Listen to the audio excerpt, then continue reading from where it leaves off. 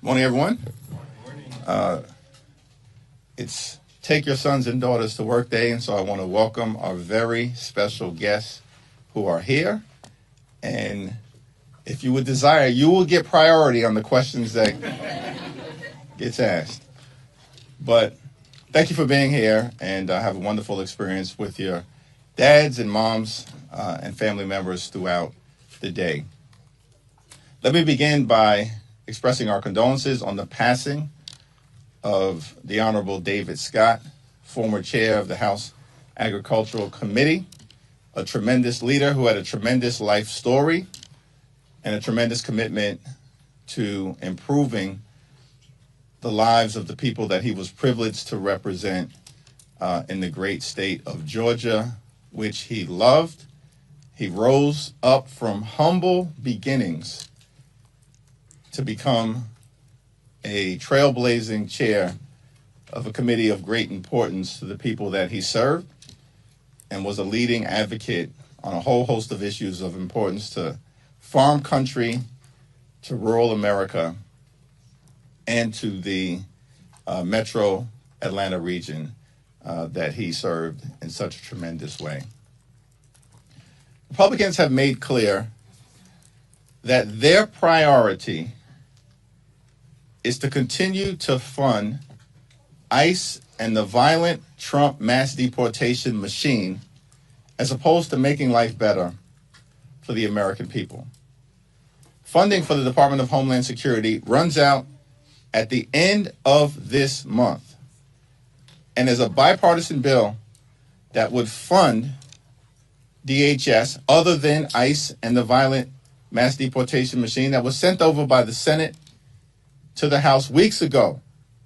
Every single senator, every Democrat, and every Republican supports the bipartisan DHS funding bill that House Republicans have refused to take up because they want to continue to jam their extreme ideology down the throats of the American people. Republicans have spent the last few weeks celebrating themselves with silly resolutions on the House floor, congratulating themselves on bills that they have passed which have actually done damage to the American people, including rural America. It's extraordinary. But no wonder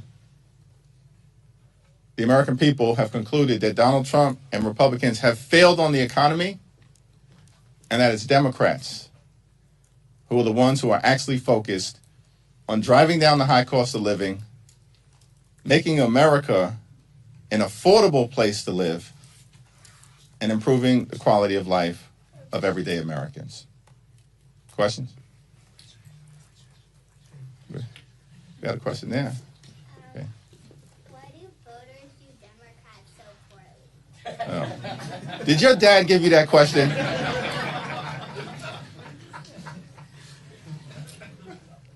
It's a great question in that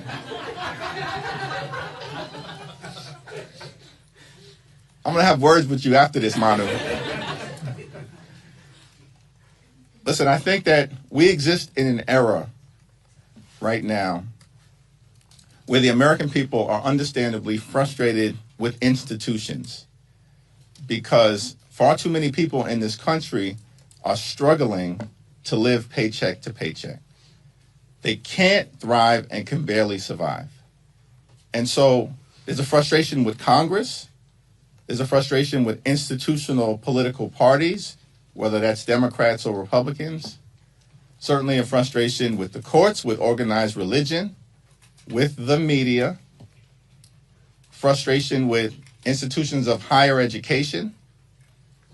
And, of course, frustration with the current President of the United States of America. There's a great frustration that applies to every organized institution in this country. And Democrats are not immune from that.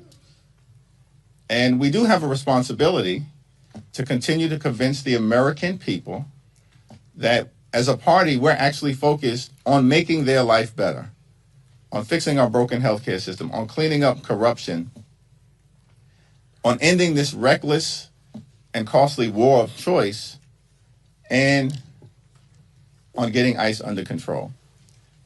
That said, I think what's been clear over the last 16 months is that Democrats continue to win every single meaningful election.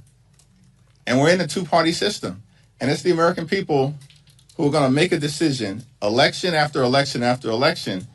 Do we support the Democratic candidate or the Republican candidate? Do we support the Democratic view or the Republican view? And consistently, in state after state, in race after race, in contest after contest, irrefutably, the American people are choosing the Democratic Party.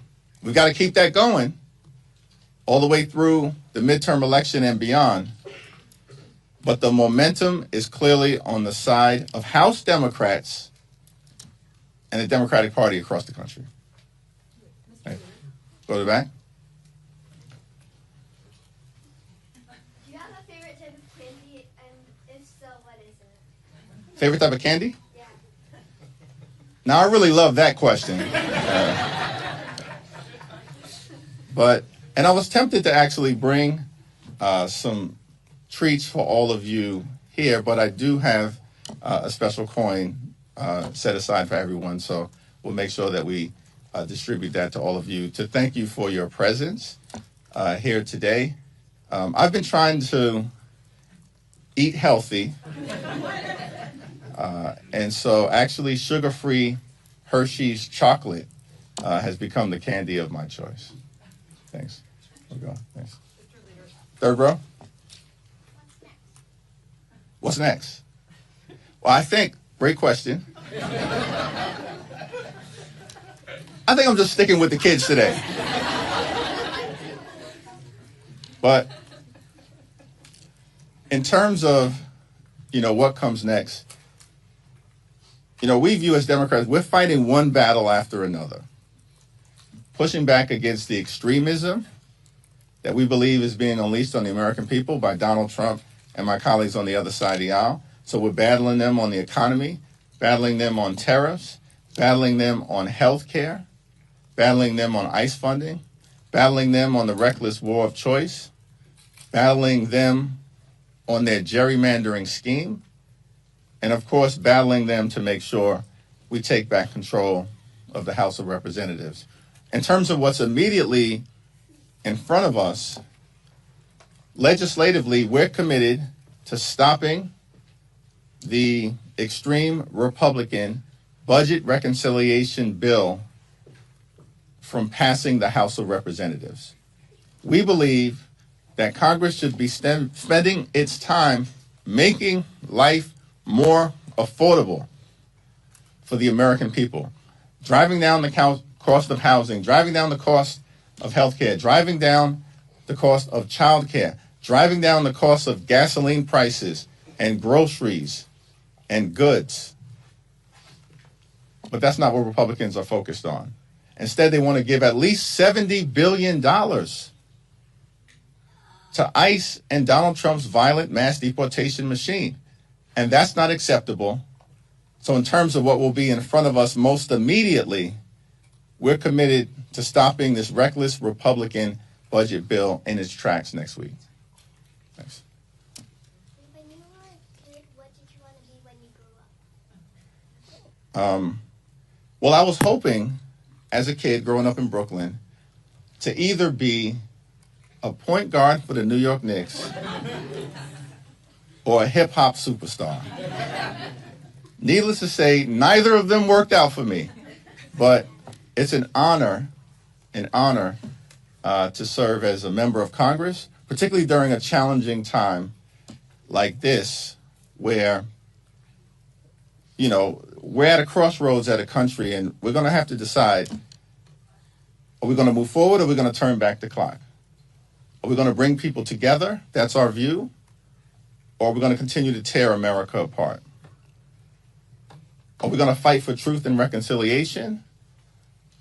Or are we going to become a country where lies and propaganda is the order of the day? So, it's an honor right now to serve as a member of Congress, an honor to serve as House Democratic leader. And I encourage all of you, as you think about the careers that you want, to think about public service and to think about one day running for Congress. Thanks. Back row. If you were to go back and tell your middle school self one thing, what would you say?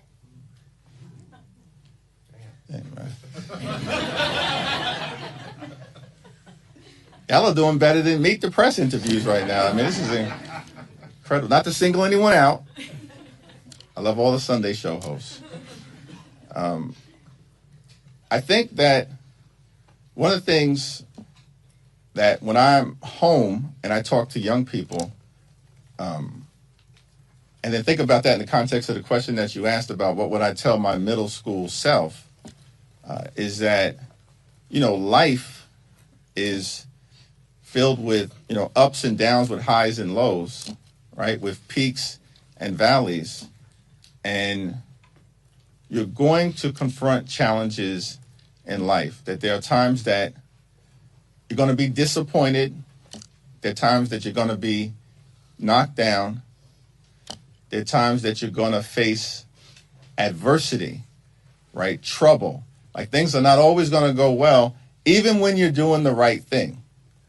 And I think it's important to know that.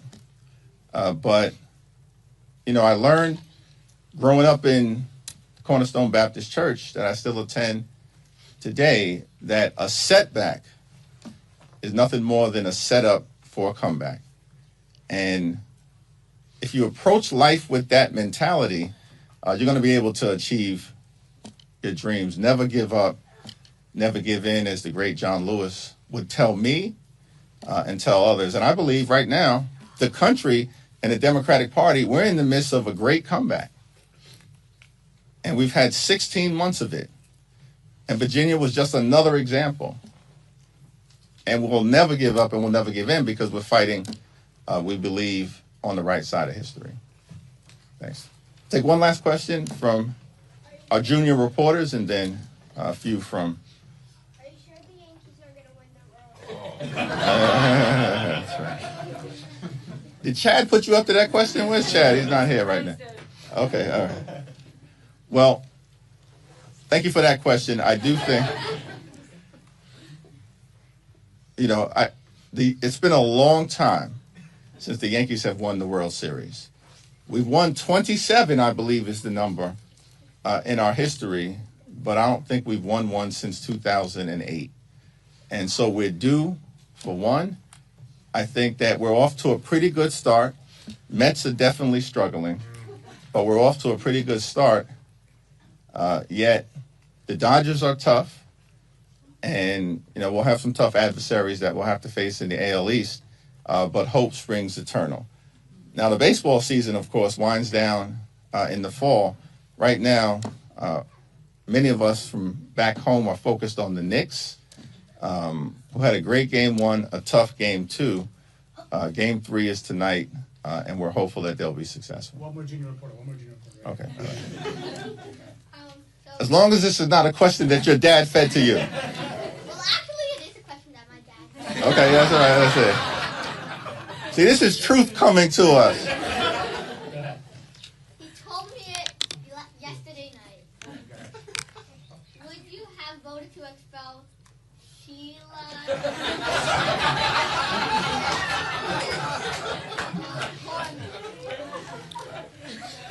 First of all, you did a great job pronouncing her name.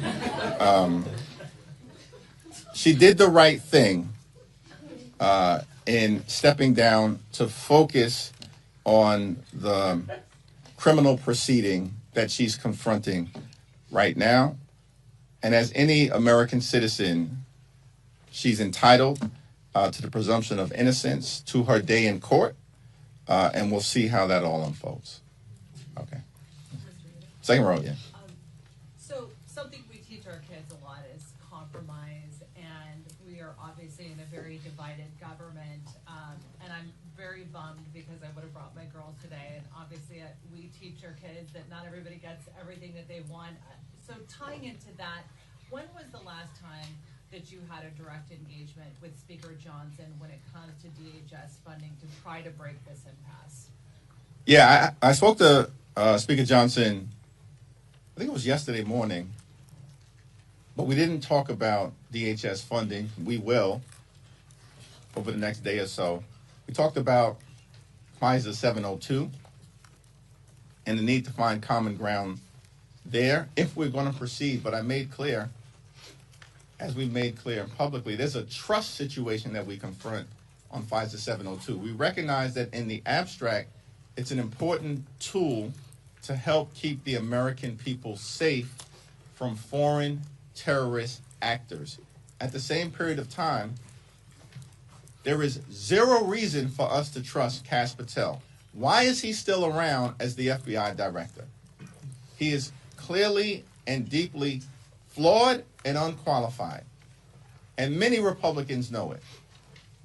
And as long as he's still around as the FBI director, particularly with the most recent disclosures that he's weaponizing the Bureau of the FBI, not to keep the American people safe, not to protect us from terrorism, not to go after narco traffickers, but to go after perceived political adversaries, we're going to continue to make clear that Kash Patel's continued presence as the FBI director is going to make bipartisan common ground on the FISA 702 question extremely difficult.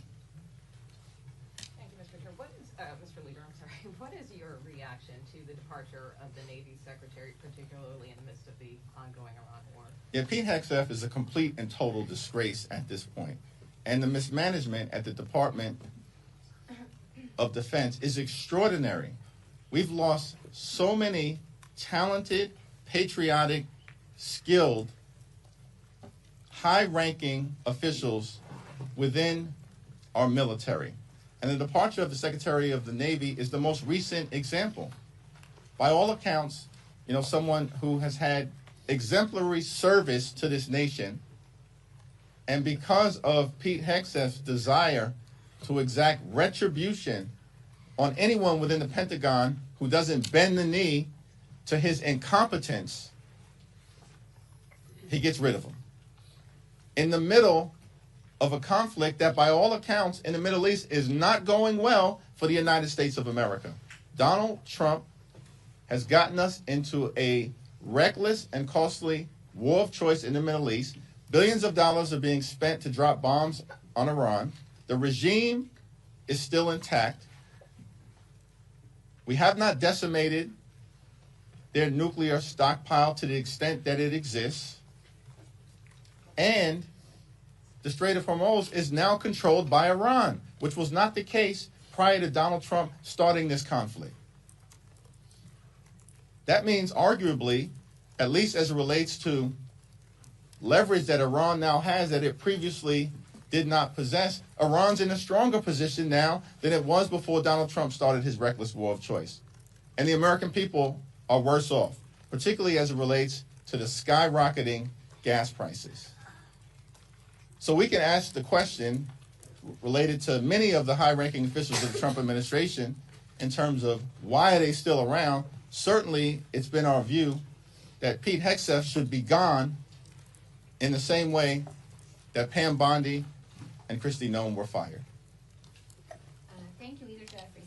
Since you're talking about Iran, President Trump said there is no time pressure in negotiations with Iran and a time frame for ending the war, even after extending the ceasefire deadline. In the meantime, he launched personal attacks against you, calling you low IQ and labeling your criticism as treasonous. How do you respond both to the substance of his foreign policy approach and these personal attacks against you? Yeah, if Donald Trump wants to debate me anytime, any place, in the Oval Office, publicly, on camera, I'd be happy to do it.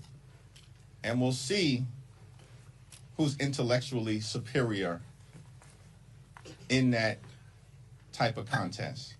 I've got no doubts as to what the outcome would be.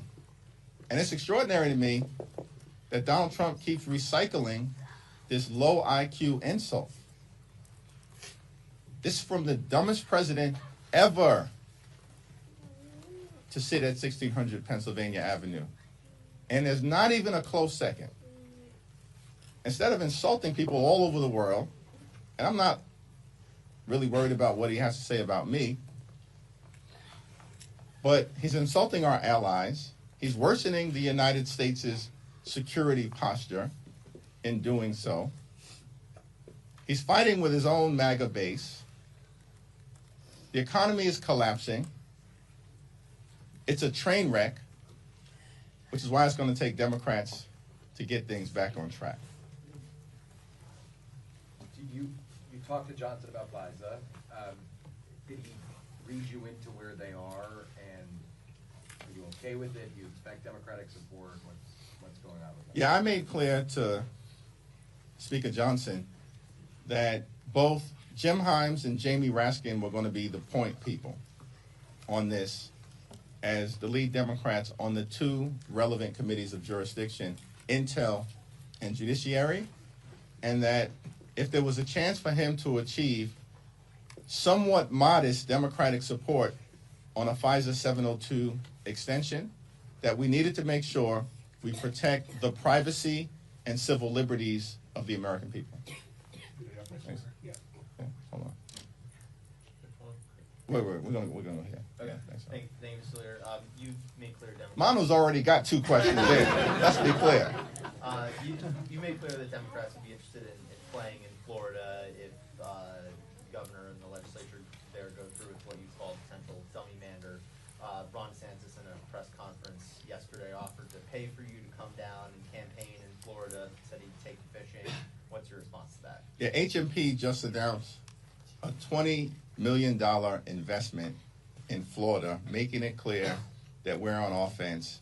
That's our Democratic gift to Ron DeSantis and the Florida Republicans, who he is putting in jeopardy. Thanks. Come on. Third, I'll go to the back. All right. Okay. Just want to touch on, David Scott recently passed away, and there's four other members of the 119th Congress who have unfortunately passed away. What would you say about the side effects of serving in the House? Do you feel like that can have an effect on your stress and your health? Well, public service is a great honor, but we continue to encourage every single member of Congress, Democrats and Republicans, to take good care of themselves, both their physical health as well as their, emotional well-being, because in order for members to be able to serve their communities to the highest degree possible, they've got to be healthy. And, it's a great privilege for all of us to serve. These are very challenging times, and certainly service, places a strain on folks, on their well-being, on their families. But the House is an amazing institution. It's the institution that the framers decided would be the closest to the American people. James Madison, who said that the House should be in intimate sympathy with the American people. And for all of us, it's a privilege to serve in the people's house, to reflect the hopes, the dreams, the aspirations, the fears, the concerns, the anxieties, the passions, the life experiences of the American people. And service is particularly important during challenging times, not easy times, during challenging times, which is why all of us will continue to lean in. Mike? Thank you, Mr. Leader. We've already talked about FISA. Johnson said that he's going to put the budget resolution on the floor next week. The farm bill could potentially come to the floor. What do you make of the agenda next week? How will Democrats approach each of these specific issues? And what do you say to folks out there who are concerned about the cost of living issues that you've spoken about, while none of this is really going to be addressed on the agenda next week? Well, Republicans have failed to keep their promise to drive down the high cost of living. And Donald Trump, in fact, said that costs would go down on day one. Costs haven't gone down. Costs have gone up in the United States of America. Life is far too expensive. And as Democrats, we remain committed to doing everything possible to ensure that we are improving the ability of the American people to live a comfortable life an affordable life, and the good life. That's what we're all about. Making sure every single American can live the good life. And right now, Donald Trump is failing. Failing on the economy, failing on health care, failing on nutritional assistance, failing on national security, failing on immigration enforcement, and failing on the war. By the way, that's why Donald Trump and Republicans launched this unprecedented gerrymandering scheme, because they don't have anything affirmative to run on. And so they decided that they were going to try to rig the midterm elections by gerrymandering the national congressional map. But that effort has failed. It has failed because Democrats didn't step back. Democrats have fought back all over the place. Democrats won Prop 50 in California. We forced them into a dummy mander in Texas. We stopped them in New Hampshire, stopped them in Nebraska, stopped them in Missouri, stopped them in Indiana, won a seat in Utah, pushed them back in Ohio, a big victory in Virginia, and we're going to keep the pressure on them in Florida. The Trump Republican gerrymandering scheme has failed. Why? Everyone has a plan until they get punched in the mouth. Thank you.